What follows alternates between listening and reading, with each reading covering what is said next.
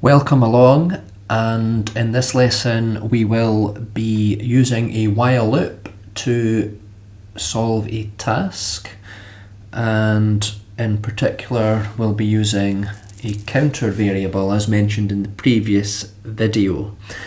Now, it's always a good idea to plan your programs, so I've got a plan of action here. So what our program is going to do is it's going to print all numbers between 1 and 100 inclusive, along with a sentence about that number. Now, the default sentence will be x is even or x is odd, depending on obviously whether the number is even or odd. But there are some exceptions. The number 13 will be printed as unlucky, and 42 will be presented as the meaning of life, which is from, I believe, The Hitchhiker's Guide to the Galaxy, Arthur Daly. I'm not overly familiar with it. And if the number is divisible by 7, that's what will be displayed. Now, importantly, each number is only one thing. So, for example, 42 is the meaning of life and is not even or divisible by 7, although obviously it is, but you know what I mean, it'll only print it's the meaning of life. Okay, so let's get cracking. I'm going to code this one from scratch. So let's save the file, and what will we call it? Let's just call it while2.py. I'll need to remember, because there's one there called while. I need to remember and not run that one. Actually, if we save it on the desktop, we can't go wrong. Right, okay, so let's first of all create our counter variable. Now I'm just going to call it x. Now, loops are kind of an exception when it comes to using meaningful variable names. You can still do it, but you kind of get a pass because it is just a simple counter. So we can just call it x. So we're going to start x off at 1, and then we're going to set up our loop here. Now, the loop is going to stop when x is greater than 100. So while x is less than, we'll put less than or equals to 100. You could put less than 101, it's the same thing. But we'll do less than or equals to 100. Now, what I'm going to do is increment x straight away. Increment just means add 1, just in case I forget and we end up in infinite loop land like in the previous lesson. So, to increment, what you can do is simply x equals x plus 1. Now, this works perfectly fine. However, what you should do is something called Augmented Assignment. Now, that's a fancy term, and I'll just show you what it looks like. That means exactly the same thing as this. Now, the difference, it's not just a stylistic one. Without going into details, the program is more efficient if we use the Augmented Assignment. So it's something that might look very strange if you've never seen it before, but through use you should become accustomed to it, so just go with it. You can obviously use Augmented Assignment with other operators as well. So if you wanted to subtract 1 from a number, you could do that. And obviously it doesn't have to be 1, it can be any number at all. Right, but let's get back to our program. So that's obviously not going to be the first line of the loop. Let's just start actually by printing out all of the numbers from 1 to 100. We'll not bother about constructing the sentence. So let's just go print x, and let's just run this just now. And there we go. I have to scroll up to see them all, but we get all of our numbers printed starting at 1 up to and including 100. Right, so to go back to the plan, now when you've got something like this, we're going to use an if, elif, else block here.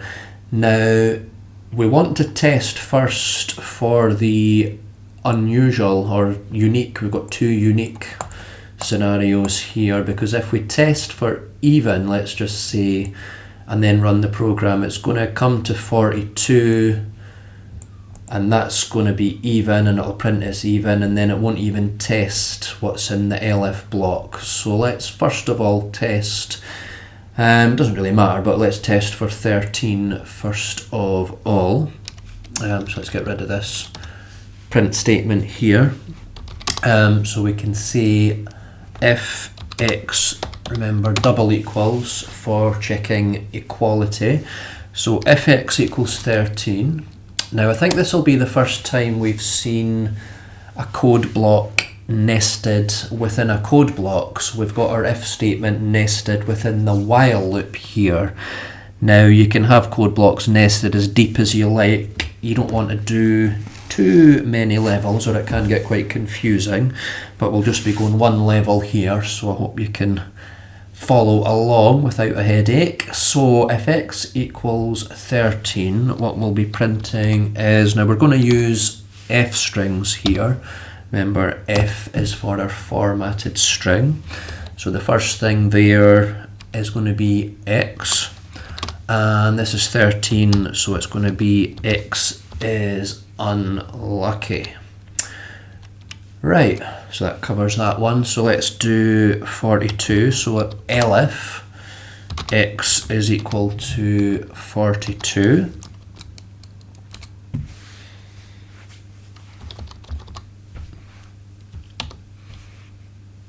And what we're printing this time is, well, again, it's x, but it is the meaning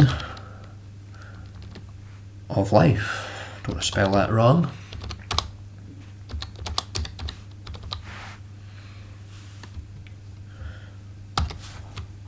Right, let's just run this, see if I've managed to make any mistakes. Right, so we're just getting those two numbers printed out, so that's fine. So next, let's do this. Now obviously there are several numbers, well, a dozen or more numbers that fall into the category of being divisible by 7. Now remember, to check if a number is evenly divisible by another number, we can use the modulus, I'm going to call it modulus operator. So if x mod 7 is equal to 0, that tells us it's a number divisible by 7. And we'll do another f string here. And we're saying x is divisible by 7. And we'll say 7 is the best number. Don't really agree with that, but stick with it. Right, okay, so we've now got our two much broader categories of even and odd to contend with.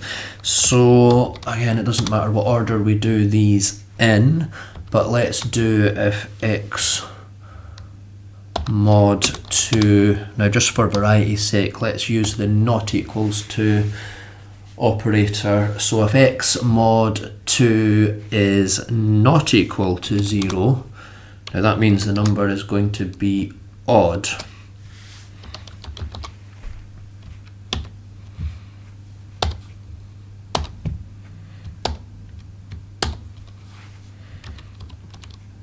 X is odd.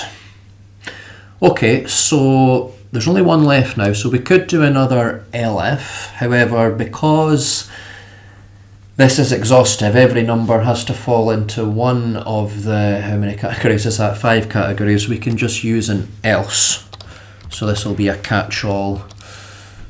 Saves a tiny bit of typing as well. So x is even is the only thing we've got left to cover. X is even.